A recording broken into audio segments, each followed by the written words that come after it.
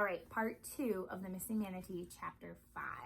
So he's getting mad because mom's making all these dreams and aspirations for him, and he doesn't want them. He's only 11. I didn't want a different life. I wanted our old life, and the one that used to be hers and Max and Mima's and mine. I corrected myself. May I go out to the boat when we get back? She cocked her head to the side, raised her eyebrows, and asked, "You're going to leave this manatee business to the police or the wildlife people or to whoever's responsible, right?" In a way, it was kind of flattering that Mom thought I might be going out to investigate on my own. I shrugged. "It's not like I have much choice," I answered, which was true and not true at the same time. "Well then, I don't see why you can't go," Mom said. She smiled. "You're on vacation after all." She paused, then asked, "Do you have any homework?" "Not much," I said. "Just a paper for English." "Have you started it?" "No, but I still have lots of time." "Okay then, but when you go out in the boat, remember the rules." Was she kidding? I knew the rules by heart.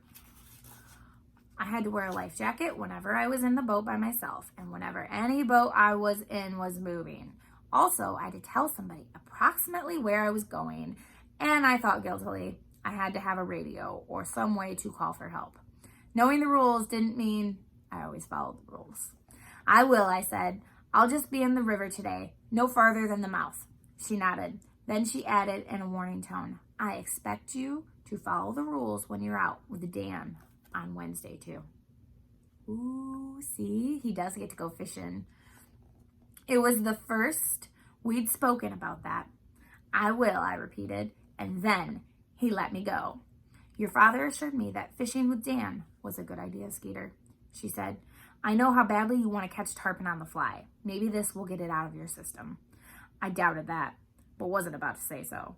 "I don't have to go to work until 3 on Wednesday," Mom went on, "and I plan to sleep in. I told your father that, so he knows he's in charge." "Okay," I said, although I knew Mac would be busy with his clients. The waitress came over then and asked if we were ready for seconds. "Goodness, no," said Mom. "It's all you can eat," the waitress explained patiently.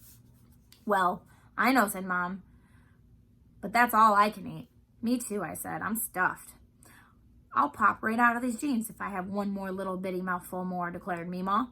The waitress shook her head, looking real perplexed. Apparently, this didn't happen very often. "You sure now?" she asked anxiously. "How about dessert? We got key lime pie, pecan pie, black bottom pie, cheesecake." "Lord have mercy," Meemaw groaned, holding her stomach. "Stop it." "Just the check, I think, please," said Mom. As we walked out to the parking lot to get into the car, a black pickup pulled in and squealed to a stop. The truck had big tires that raised it way up off the ground, and it was black with red and yellow flames painted on the side. There was a sign in the rear window saying, "This truck is protected by Smith & Wesson," and a rifle hung in a gun rack behind the front seat. The driver got out. His hair was pulled back in a long blonde ponytail.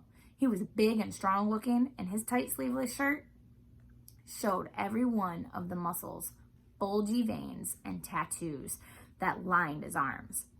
I couldn't help staring and thinking, now this guy looks like a manatee killer, if I ever saw one. He had "bad guy" written all over him. He took off his mirrored sunglasses and stared right back at me as we passed each other. I turned away to see Meemaw glaring at the guy with a squinty eye. "Just what do you think you're looking at?" That was her expression. Mom said nervously, "Come on, you two." In the car, Meemaw said, "You don't know him, do you, Skeeter?" I shook my head, but he had looked oddly familiar. It took me a minute to realize he looked a little like a manatee killer from my dream the night before. My dream killer had also been one of those tattooed guys who go around acting tough all the time, but looking or acting like a macho dude. Didn't make a person a manatee killer, at least not in real life. I had to think more scientifically than that. I remembered something I'd seen on a cop show on TV. When it came to solving a crime, the police used a formula called MOM. Ooh. It stood for means, opportunity, and motive. The criminal had to have all three. Did Macho Man have the means to be a killer? Obviously, Smith and Wesson. Did he have the opportunity? Anybody could rent a boat.